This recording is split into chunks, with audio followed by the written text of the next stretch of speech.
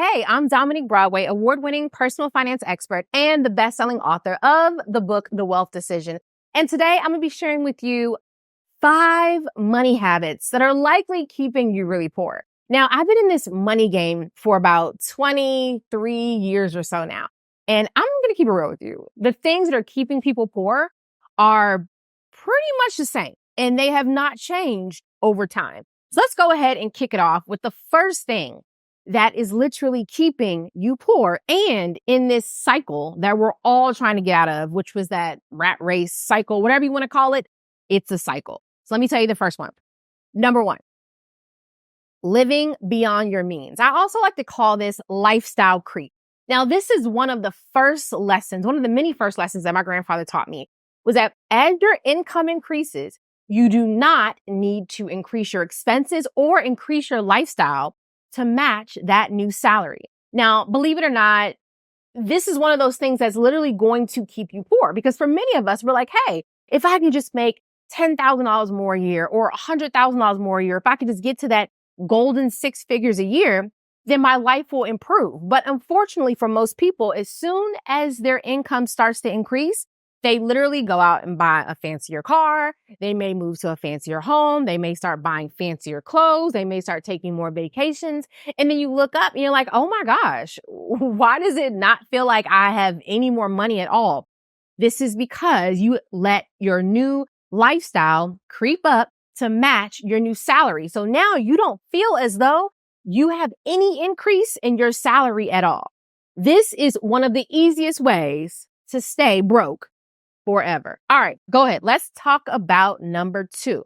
Second thing that is keeping you broke is failing to save and invest.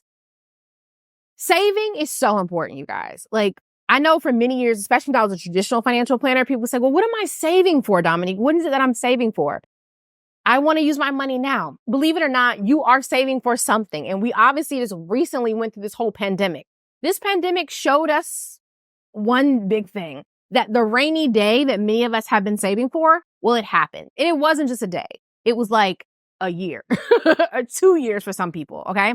So if you are not saving, you are literally keeping yourself broke because you literally have no money. You have nothing to show for the money that you're actually making. So it's very important that you start saving. In addition to that is investing. So once you start saving and getting that 3 to 6 months of emergency expenses set aside, then you want to start taking anything in excess of that and starting to actually invest. This is really, really important. Okay. One of the most important parts of this video. You have to start investing. If your money is not working for you, you will be broke forever, because essentially you cannot be the only one or the only thing that's going out to actually make money for you.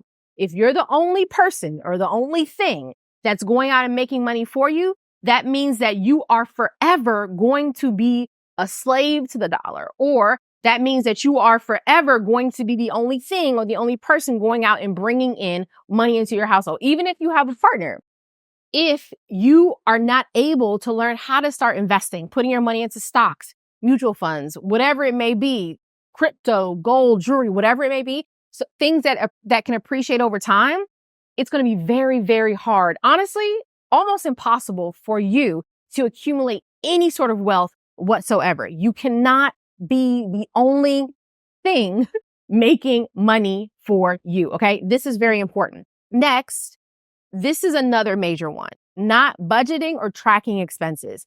This is another major mistake that people are making. Let me tell you something.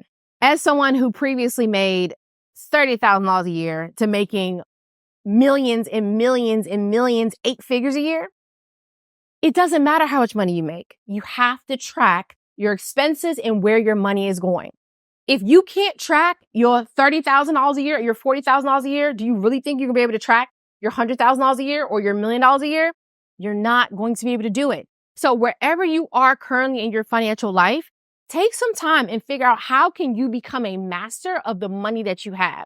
Because also God is never going to bless you with more if you can't manage what you have well. So if you're struggling with that $50,000 a year, trust me, the same struggle is going to cross over when you get to $100,000 or $150,000 a year. So take some time and figure out what is the best process for you. For some people, it's using an app. For some people, it could be writing it down like in their note section or just actually journaling what they're actually spending.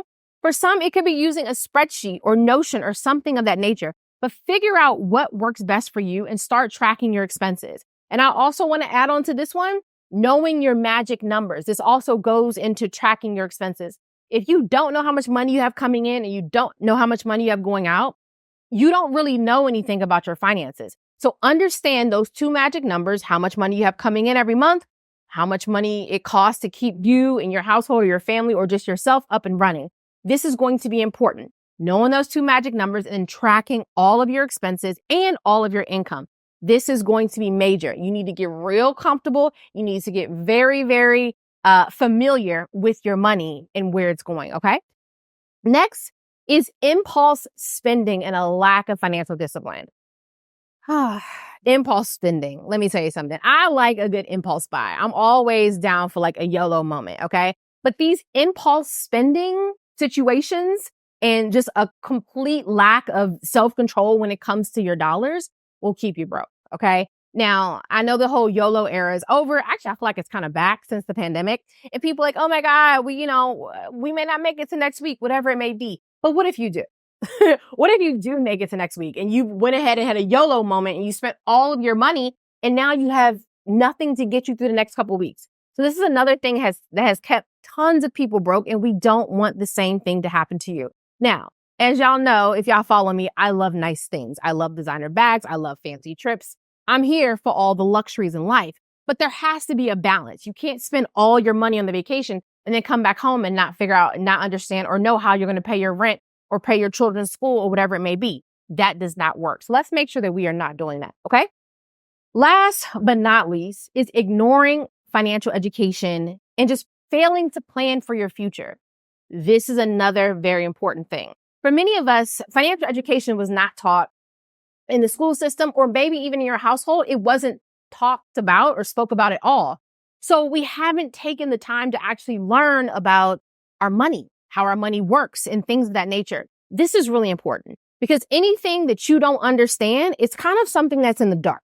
For many of us, we feel like we are in the dark when it comes to our finances, right? You literally close your eyes when you open up your bank account. If you open up your bank account, for many of you, you're only checking your bank account once every month or every now and then, whenever you know it's a paycheck or payday.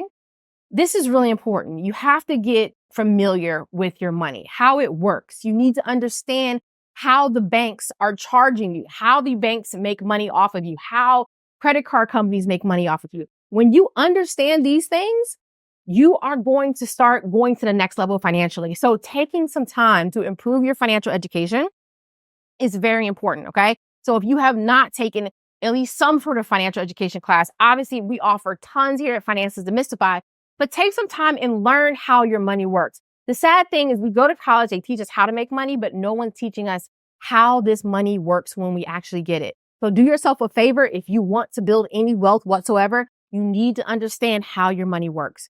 And then last but certainly not least, which is still a part of number 5, is failing to plan for the future. This is important as well, okay?